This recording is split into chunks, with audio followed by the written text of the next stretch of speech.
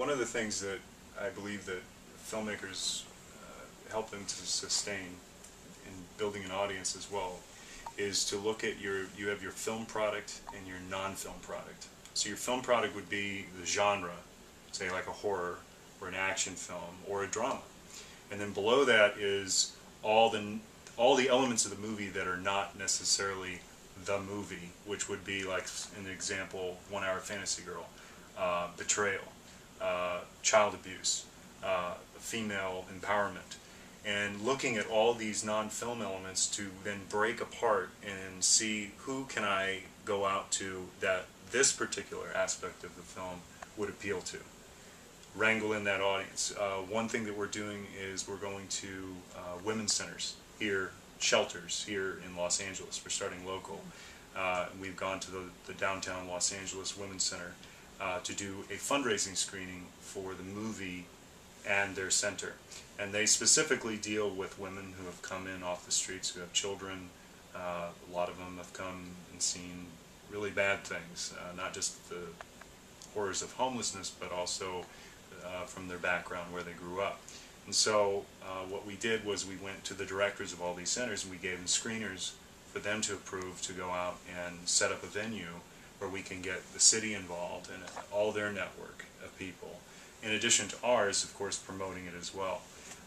But I think that's just one aspect that I think filmmakers need to look at, is not just, you know, demographic of this is a female demo between 24 and 36 or 59, but actually really go, who are the people?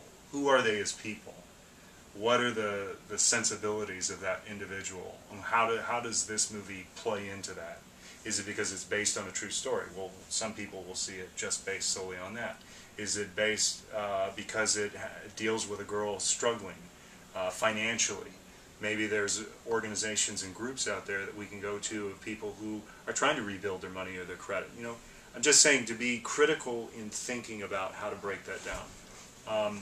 The other part that I think we were touching into, and people talking about self-distribution, DIY filmmaking, I think that going forward, what a lot of filmmakers need to start looking at is self-distribution off of their website.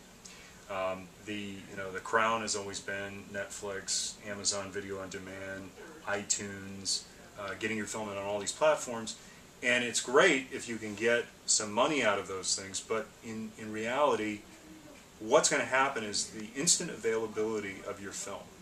Like somebody goes to a festival and you're fortunate enough to get into a festival and they screen it and they want to buy it. Well, if you're not there with DVDs right afterwards, they want to know where they can go and purchase it, or maybe even tell their friends where they can get it. And so if you're not on all these different platforms, what do you've got? Well, you've got the technology in place today with MaxCast, where you can upload your film.